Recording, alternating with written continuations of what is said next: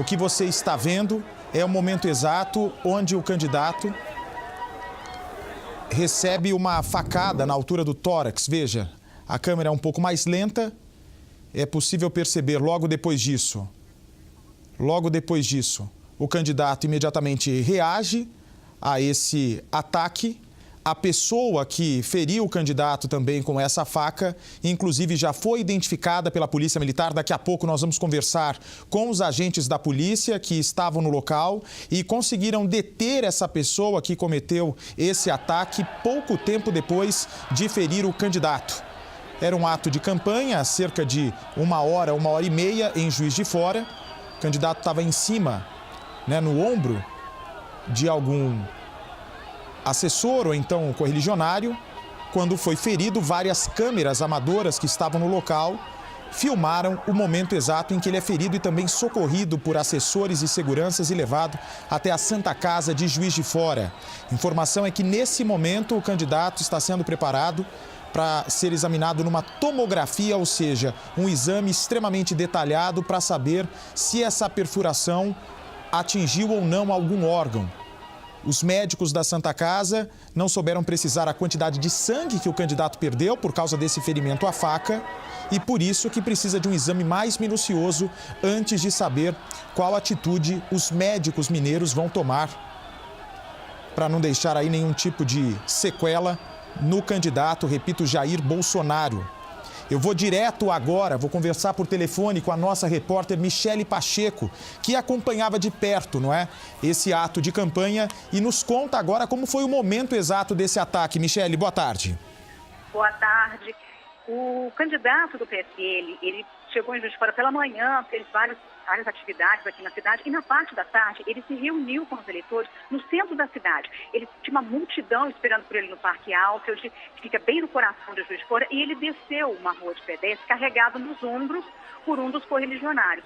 Quando ele passava por esse calçadão, uma pessoa conseguiu furar o bloqueio da segurança, se aproximou e a gente observa nas imagens que essa pessoa encosta no candidato, é como se batesse na barriga dele com algum objeto. Eu conversei agora há pouco com o tenente-coronel Marco Rodrigues, da Polícia Militar, e ele me informou que a pessoa que foi presa, o Adélio, é de Montes Claros e contou aos policiais que ele veio para Juiz de Fora para participar desse comício com essa intenção, que o motivo seria uma desavença de opinião com Bolsonaro.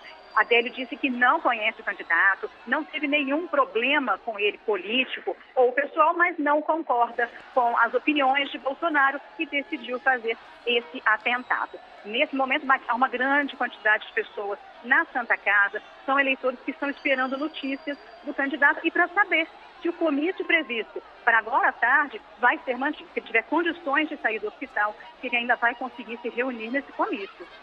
Dificilmente, até porque se fosse algo superficial apenas, eles não fariam a tomografia, provavelmente, Os médicos ainda têm dúvidas, pelo jeito.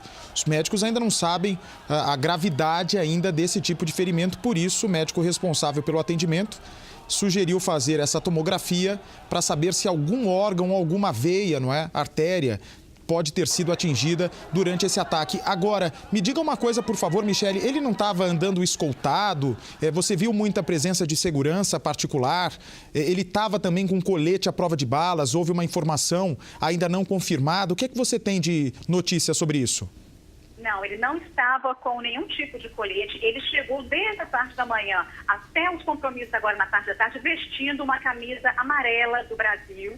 Ele, em momento algum, demonstrou usar colete. Ele estava, sim, acompanhado de muitos seguranças. Tinha policiais federais, policiais militares, tinha policiais civis e também uma grande quantidade de seguranças voluntários. Pessoas que estão acompanhando a campanha dele e se ofereceram para acompanhar essa visita em Juiz de Fora. Então, ele estava cercado por segurança.